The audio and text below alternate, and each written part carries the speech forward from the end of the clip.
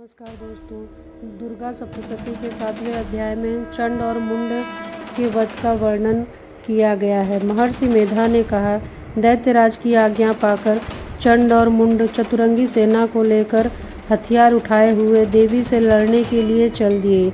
हिमालय पर्वत पर पहुंचकर उन्होंने मुस्कुराती हुई देवी जो कि सिंह पर बैठी हुई देखा।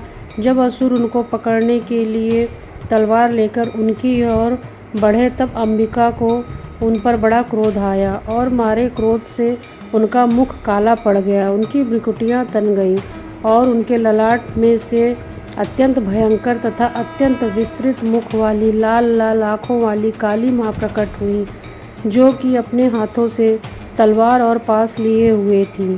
वह विचित्र खड्ग धारण किए हुए थी तथा चीते की चर्म की साड़ी पर नरमुंडों की माला पहन रखी थी। उनका मांस सूखा हुआ था तथा शरीर केवल हड्डियों का ढांचा था और जो भयंकर शब्दों से दिशाओं को पूर्ण कर रही थी।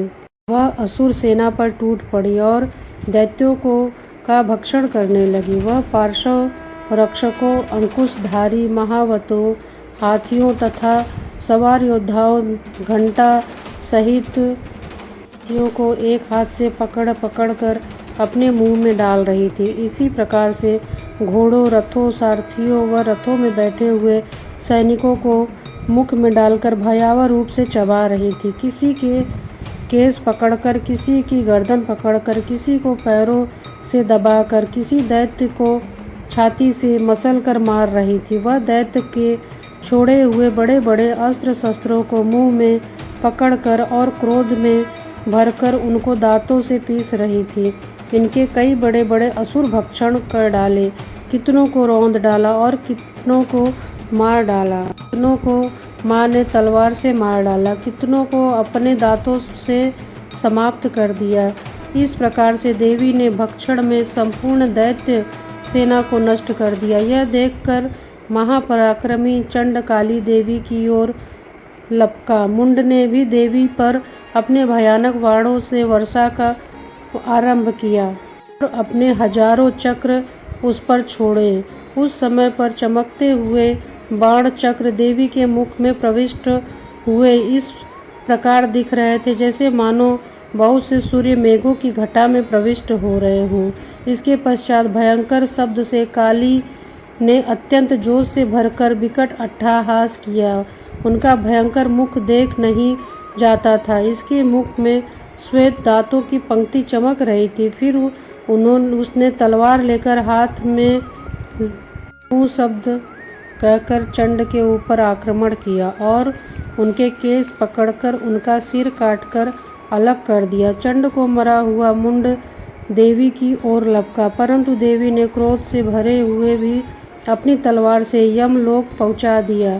चंड और मुंड को मरा हुआ देखकर उसकी बाकी बची हुई सेना वहां से भाग गई।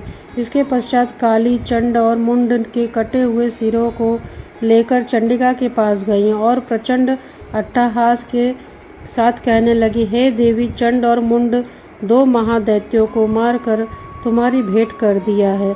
अब शुंभ और निशुंभ का तुमको स्वयं वध करना है। महर्षि मेधा ने कहा, वहां लाए हुए चंड और मुंड के सिरों को देखकर कल्याणमयी चंडी ने काली से मधुर वाणी में कहा, हे देवी, तुम चूंकि चंड और मुंड को मेरे पास लेकर आई हो, अतः संसार में चंड और के नाम से तुम्हारी ख्याति होगी। चंड की करने के कारण देवी का नाम चंडिका पड़ा।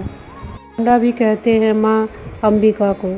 दोस्तों, दुर्गा सप्तशती के 7वें अध्याय में चंड मुंड के वध का वर्णन किया गया है। इसमें माँ ने काली का रूप धारण कर चंड मुंड का विनाश किया, देवताओं की रक्षा की राक्षसों से। पश्चात देवी चामुंडा कहलाई। माँ अम्बा चामुंडा के रूप में विख्यात हुई। महर्षि मेधा ने माँ का अत्यंत ही महिमामयी और प्रचंड रूप का वर्णन किया है। देवी के कल्याणमयी रूप का वर्णन किया है। माँ का काली रूप धारण करना देवताओं के लिए कल्याणकारी हुआ, असुरों से रक्षा हुई। देवी का रूप कालिमापूर्ण अवश्य है, लेकिन देवी ममतामयी हैं, जो कि समस्त तो की रक्षा करती हैं। जो व्यक्ति सप्तशती के 7वें अध्याय का वर्णन सुनता है, देवी उसके समस्त शत्रुओं का नाश करती हैं और उसे सुख समृद्धि का वरदान देती हैं। जय माँ काली, जय चामुंडा।